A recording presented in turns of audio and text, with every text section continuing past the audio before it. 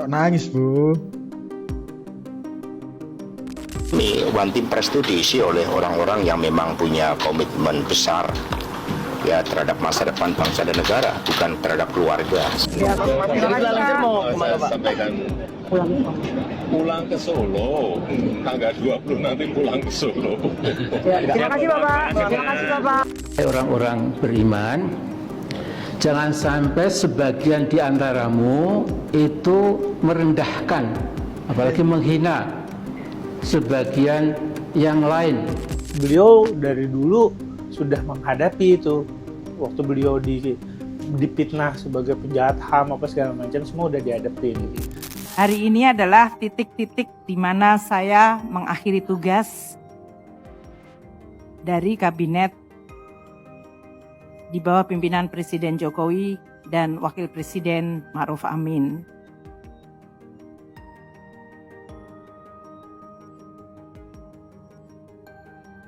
Kok nangis, Bu?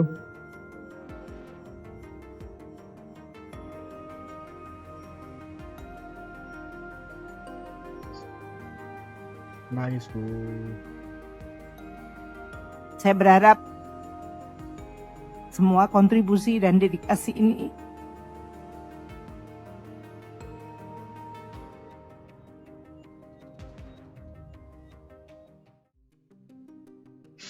Nggak usah nangis, Bu. telah bisa menyumbang untuk membangun Indonesia. Terima kasih kepada semuanya.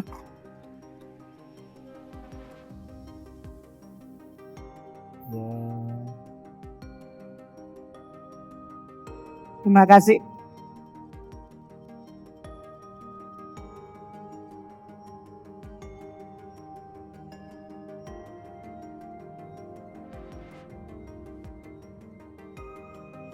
Maaf Bapak, tidak ingin membuat drama. Tapi saya ingin menyampaikan juga permohonan maaf secara pribadi, secara tulus. Saya yakin sebagai manusia, untuk agak keren sedikit menggunakan bahasa Latin, errare humanum est, atau to err is human. Atau bahasa Arabnya, karena tadi Pak Muhammad Gaddafi menggunakan bahasa Arab banyak. Al-insanu mahalul khoto wa nisyan. Manusia adalah tempatnya salah dan lupa. Hari ini Wah, ini loh. Pamitan berurai air mata ini Bu Sri Mulyani nih mendapatkan aplaus dari anggota DPR ini. Waduh. Ya ini loh menteri andalannya Pak Jokowi nih. Ya ini Bu Sri Mulyani nih. Waduh. Ya saya jadi ikut terharu juga ini Bu. Ini gimana ya? Ya rasanya sepanjang sejarah ya baru kali ini nih perpisahan yang pejabat sangat menyentuh ini. Menyentuh hati nih. Waduh nih mulai dari Bapak Presiden Jokowi, Wakil Presiden Jokowi dan para menteri lainnya ini. Waduh ini. Ya pokok ini terima kasih ya untuk Ibu Sri Mulyani ini. Semoga sehat dan panjang umur untuk Ibu Sri Mulyani ini. Waduh. Sri Mulyani Indrawati SEMSC PhD, lahir di Bandar Lampung 26 Agustus 1962, ekonom terkemuka dan Menteri Keuangan perempuan pertama di Indonesia. Ia menikah dengan ekonom Tony Sumartono dan memiliki 3 anak, Dewinta Ilinia, Adwin Haryo, dan Lukman Pambudi. Ayah dan ibunya adalah guru besar, Profesor Satmoko dan Profesor Retno Sriningsih, keduanya berasal dari Kebumen. Bu Sri adalah perempuan cerdas, berkarakter, analitis, dan profesional.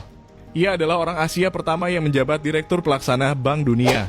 Beliau juga pernah menjadi Menteri Perencanaan Pembangunan Nasional dan 3 kali Menteri Keuangan selama 4 periode presiden dari SBY hingga Jokowi. Bu Sri kuliah S1 Fakultas Ekonomi di UI, S2 Master of Science, dan S3 Doctor of Philosophy University of Illinois Urbana-Champaign, Amerika.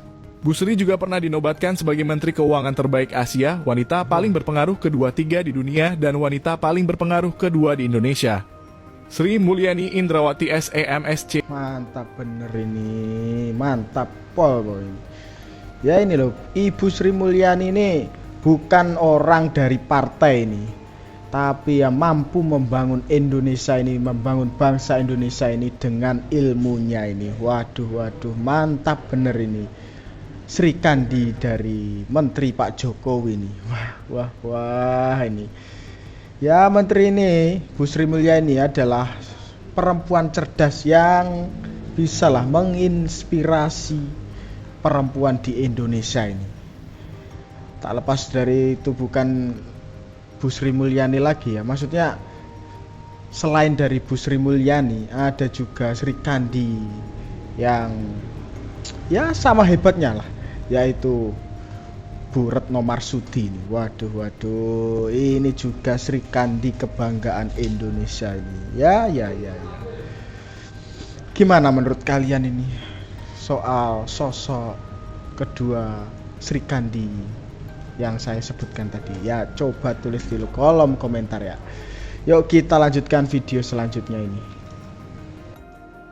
Ya, terhadap masa depan bangsa dan negara, bukan terhadap keluarga. Kami One Team Press itu diisi oleh orang-orang yang memang punya komitmen besar ya terhadap masa depan bangsa dan negara, bukan terhadap keluarga. Sehingga nasihat-nasihat yang disampaikan itulah gagasan-gagasan tentang bangsa dan negara, gagasan-gagasan kepada Presiden untuk membangun kepemimpinan Indonesia dalam seluruh aspek kehidupan. Kalau Pak Jokowi itu layak untuk jadi anggota One Team Press itu gimana? Ya, kelayakan Pak Budiari yang harus memberikan penjelasan ya terkait dengan masalah tersebut. Ya ini sekretaris kok sekretaris ini, sekretaris ini jenderal dari Partai PDI Perjuangan itu sampai serimpet jadinya itu. Waduh, ini loh ada dari sekretaris jenderal dari Partai PDI Perjuangan ya. Ini Pak Hasto Kristianto ini menanggapi wacana Presiden Jokowi yang akan bergabung menjadi One Team Press ini. One Team Press ya itu loh. Ya gimana ya ini wacana ini disampaikan Keminfo itu, Bapak Keminfo yakni Bapak Budi Ari ini. Ya beberapa hari yang lalu lah ini. Dan Pak Hasto ini mengatakan anggota One Team Press ini harus diisi oleh orang yang memiliki komitmen ini terhadap masa depan negara, bukan terhadap keluarga ini. Waduh, ini kenapa lagi nih Pak Hasto ini? Wah. Kok ikut-ikutan komentar ini? Dan bilang seperti itu loh. Waduh, ini loh. Lama-lama kok heran sih sama satu orang ini. Gimana Pak? Pengen Bapak ini gimana? Yuk kita lanjutkan videonya saja ini. Press karena terlalu muda untuk pensiun, ini bagaimana Pak tanggapannya Pak? Saya mau pulang ke Solo. Kemarin Pak Menkominfo atau Pak Budiari ini mengatakan Bapak ini masih pantas untuk jadi One Team Press nih Pak. Apa? Bapak masih cocok untuk jadi One Team Press karena terlalu muda untuk pensiun, ini bagaimana Pak tanggapannya Pak? Saya mau pulang ke Solo. Terima kasih Bapak. Setelah lengser Bapak pulang ke Solo Pak. Terima kasih Bapak. Ya. Setelah lengser mau kemana Saya Pak? sampaikan pulang ke Solo. Tanggal 20 nanti pulang ke Solo. Terima kasih Bapak. Terima kasih Bapak. Wah. Nah ini loh Pak Hasto ya. Pak Jokowi ini menjawab langsung, dan Pak Jokowi ini bakal pulang kampung ke halamannya ini. Ya di Solo lah ini. Kalau Pak Hasto pengen jadi One Team Press ya silahkan ya. Maksudnya gimana ya? Kalau ada yang merekomendasikan. Itu tadi jawabannya Pak Jokowi nih. Beliau saat sudah 20 Oktober sesudah jabatannya berakhir, Pak Jokowi ini bakal kembali ke Solo ini. Waduh, gimana ini? Orang-orang beriman, jangan sampai sebagian di antaramu itu merendahkan, apalagi menghina sebagian yang lain. Siapa tahu yang direndahkan itu di mata Allah jauh lebih bagus. Dalam bahasa Jawa bisa dikatakan Jokowi itu bodone orang mundak-mundak. Jokowi adalah presiden terburuk yang dimiliki Indonesia sejak menjadi bangsa yang merdeka dan berdaulat sejak 17 Agustus 1945. Ternyata seluruh keluarga Jokowi juga maaf memalukan. Gibran bodoh dan memalukan. Kaisang sama. Ibunya Iriana juga agak memalukan. Menantunya di Medan sami mawon. Jokowi mudah-mudahan Mudah-mudahan gimana itu? Emang ini loh lagi lucu-lucunya Mbah satu ini. Gemes deh ini lihat ya ini. Yo mbok ngaca toh mbok ngaca. Mbak Amin Rais ini mbok ngaca toh. Perilakunya atau sudah benar atau belum ini? Mbak Amin ini sudah benar atau belum? Ayo, jangan gitulah. Waduh, ini loh, gimana ya? Kayak jadi kenyataan ini, omongannya Gus Dur ini. Ya dulu yang Mbak Amin ini bakal menjadi gelandangan politik ini. Waduh, emang lagi lucu-lucunya ini orang ini. Waduh, ini gimana toh Mbah Amin ini. Sudahlah Mbah Amin, ya, sudah. Aduh, kita lanjutkan saja. Janganlah. Kalau saya ketawa ini jadi dosa ini. Kelihatannya ini. Ya, kita lanjutkan saja lah. Saat berkuasa nanti, apakah Prabowo siap dikritik? Banyak orang memperkirakan Pak Prabowo itu orangnya anti kritik ya. Iya, itu stigmanya begitu kan, Karena beliau adalah orang yang latar belakangnya militernya juga garis komando. Di garis komando itu kan pada dasarnya tidak diberikan ruang untuk kritik-kritik itu. Karena komando itu kan adalah man of action. Jadi orang yang bertindak untuk menjalankan misi sebenarnya. Misi siapa? Misi pemimpin mereka. Jadi kritik-kritik itu ya tidak ada ruang lah sebenarnya. Cuma kan banyak orang lupa.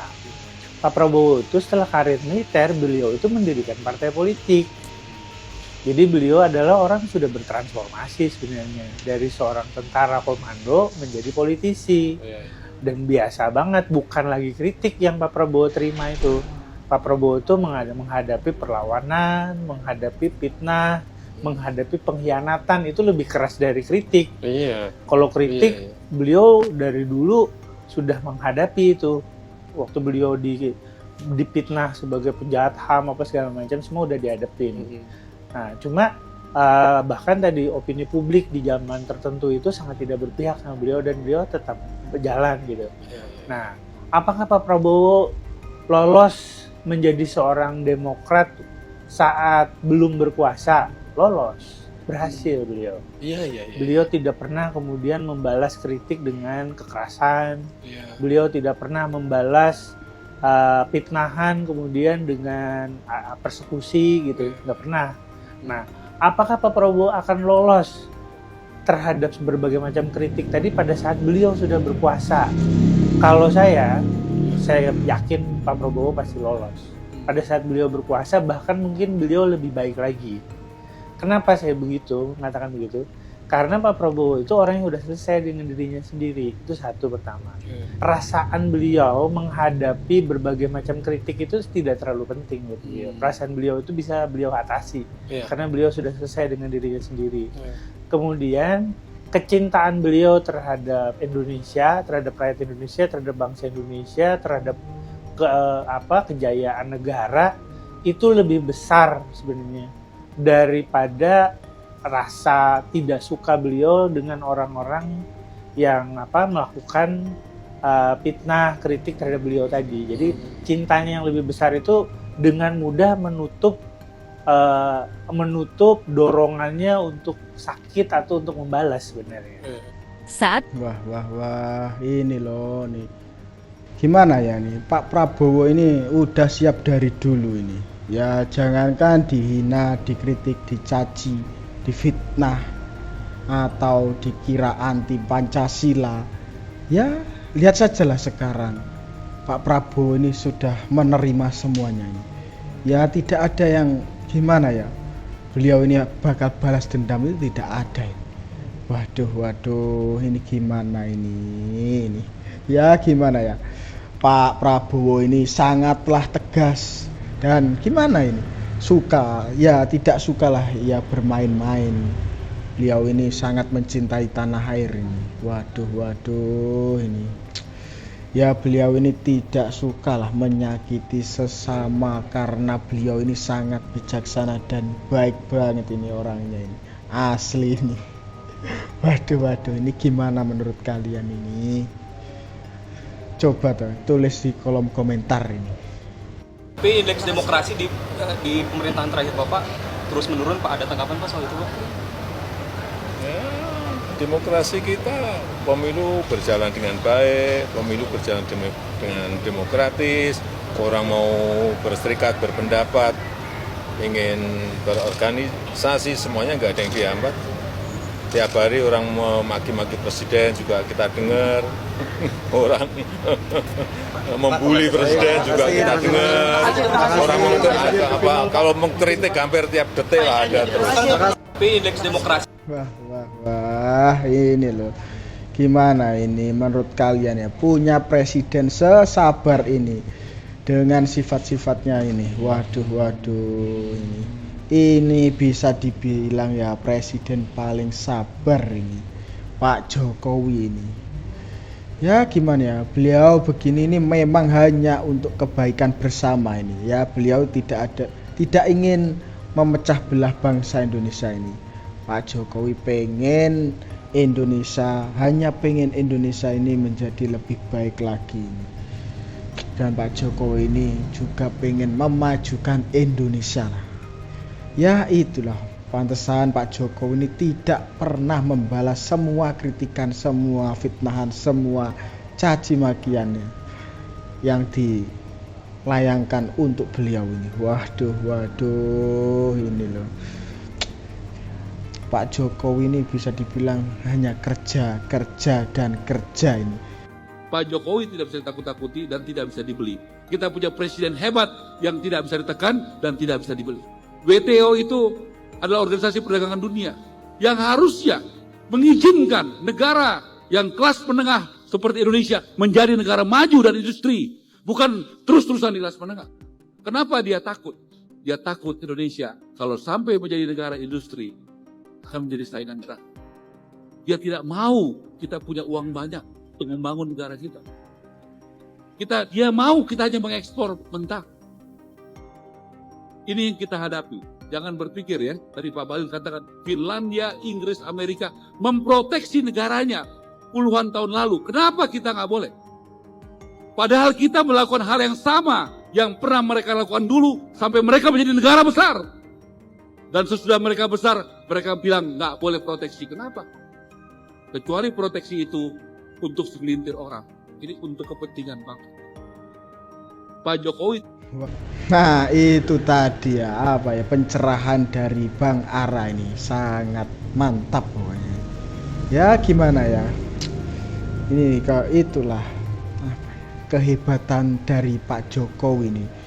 Beliau ini bermental baja dan berlandaskan dengan kebenaran, bisa dibilang begitulah. Ya terima kasihlah untuk Bang Ara yang sudah menjelaskan dengan rinci tujuan Pak Jokowi hilirisasi ini. Ya kami sebagai rakyat ya bisa mendukung, bisanya cuma mendukung. Dan gimana ya, semoga saja ini Pak Jokowi ini selalu diberi kesehatan dan panjang umur. Gimana ini, pokoknya mantap ini. Keren pokoknya. Nah Gimana menurut kalian itu? Dan itu tadi ya informasi yang dapat saya sampaikan dalam video kali ini. Dan jangan lupa juga ya tulis pendapat kalian di kolom komentar. Subscribe channel Sudut Pandang. Sekian dari saya, terima kasih.